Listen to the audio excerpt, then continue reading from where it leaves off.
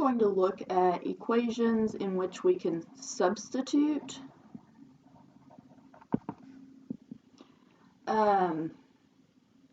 in quadratic form. So we're going to write these equations. They don't start out to be in quadratic form, but we're going to make them become quadratic form so that we can solve them. We substitute some part of them with something so that we can make them in quadratic form so that we can factor, solve. The biggest thing though is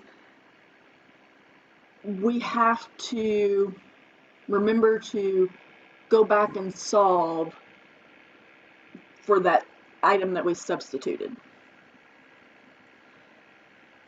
Let's look at a couple of things. So let's look at the equation of x squared plus 5, that quantity squared, plus 6 times an x squared plus 5 is equal to 0. Now this technically is in some type of quadratic form, because if you notice we have this thing squared plus this thing plus a constant.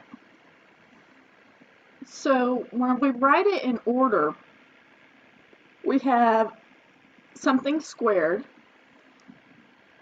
In other words, we have something squared plus a term plus a constant, and it's equal to 0.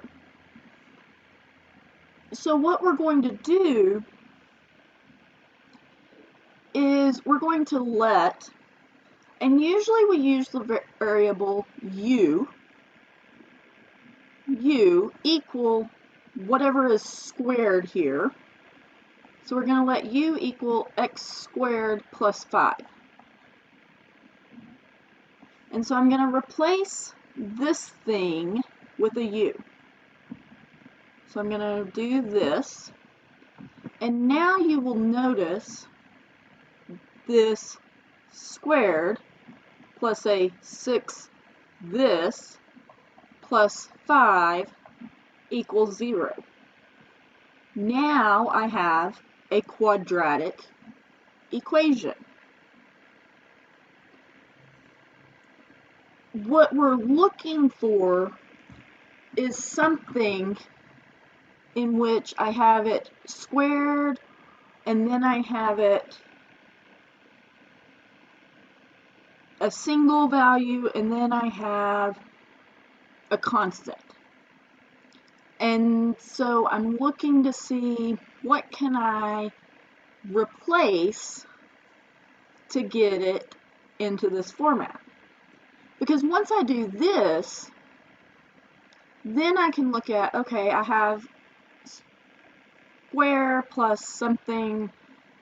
This is basically like an ax squared plus a bx plus a c, and I can factor this into a u plus 5 times a u plus 1 equals 0.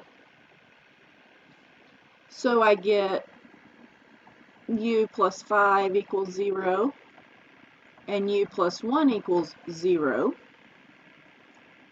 So I get u is equal to a negative 5 and u is equal to a negative 1. The biggest thing is we have to remember these are not our final answers because we have to solve for x. We have to remember that we let u equal something else. So what we have to remember now is that that negative 5 and that negative 1, and I'm going to need to make myself some room, that negative 5 is equal to, because that's what u is, that x squared plus 5. And and that negative 1 is equal to x squared plus 5. In other words, I'm going to have to set this in place of this and solve. So I would subtract 5, so I get negative 10 is equal to x squared, and a negative 6 is equal to an x squared. So I'm actually going to come out with i's, because I'm going to have plus or minus the square root of negative 10. So I'll get plus or minus I square root of 10. And I'll get plus or minus the square root of negative 6. So I'll get plus or minus I square root of 6 for this particular example. But what we're doing is we are finding something in which we can replace so that it looks a little bit nicer for us. Let's look at a couple of other examples where I'm just going to replace it, and then we will look at some examples where we actually go back and solve. So let's look at 3w to the 2/3 minus a 2w to the 1/3 minus 8 is equal to 0. If you notice, I have this thing raised to the 2/3 and this thing raised to the 1/3. So what I can do is I can let u equal a w to the 1/3. In other words, this term right here is usually whatever I let u equal.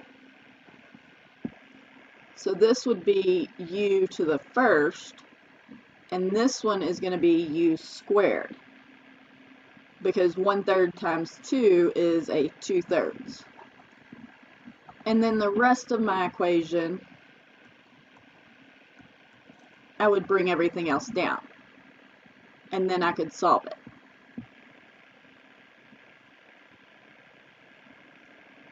Okay, so this is just looking at rewriting a couple of these equations. Again, we'll look at solving a couple in the next video.